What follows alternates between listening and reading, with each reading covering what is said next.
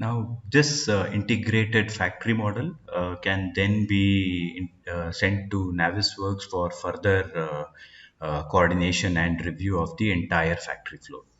Uh, Navisworks is a reviewer's delight in terms of interacting with the factory floor and understanding the overall layout in a much better way. So this lets you to basically have a complete walkthrough of the facility. You can basically go to any corner of the factory across various different locations. So if you notice, uh, the overall model is not just a bunch of machines and equipments, but it also contains all the structural elements and building elements that constitutes the overall factory. As you move forward, you can also go ahead and interact with individual machines or assets. So in this case, if I want to understand, let's say, the technical specification or the data sheet of this particular machine, I can just click on the link in the asset tag and it directly takes me to that. So this gives me real-time information of individual machines as well. I can also use Navisworks to create very good animations to convey or communicate how my factory floor looks like for further reviewing for the management or external people.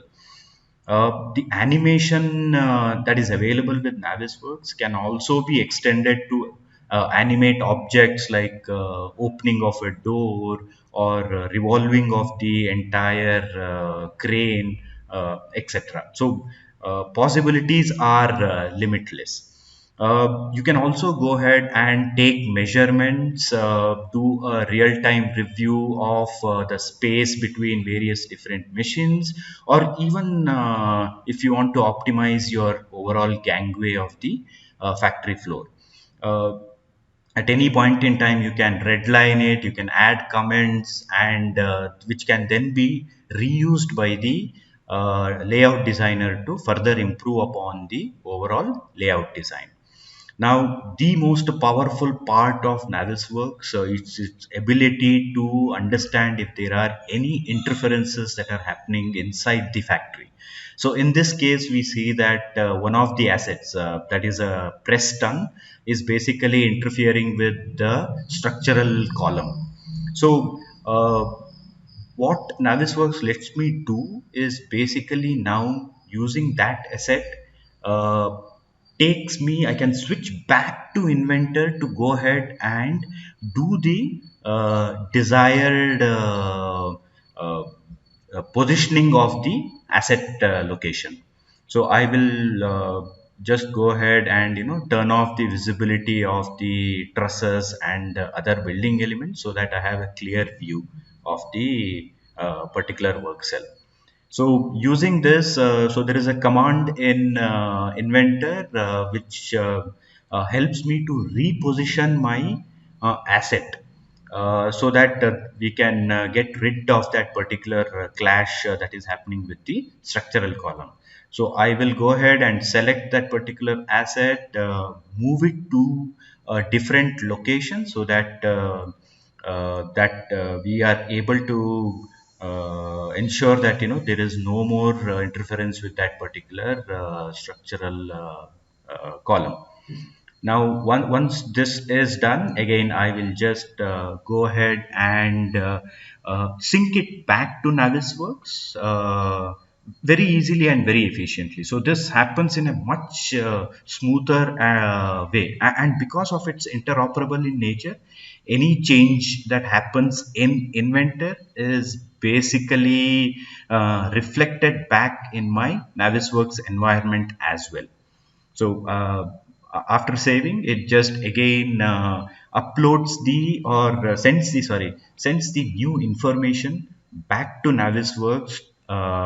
So now once I have this new updated layout, I can just rerun the clash detection and see if there are any more clashes that I observe for these assets.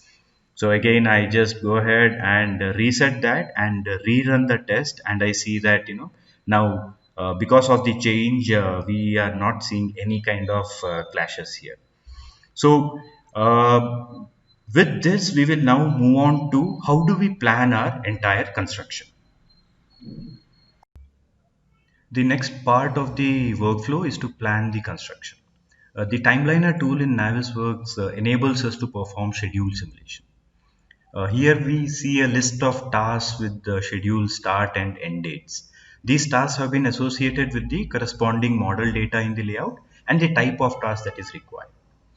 We can then review the Gantt chart, which shows the schedule in a typical bar chart format. This showcases the amount of work done or production completed in certain periods of time in relation to the amount planned for those periods.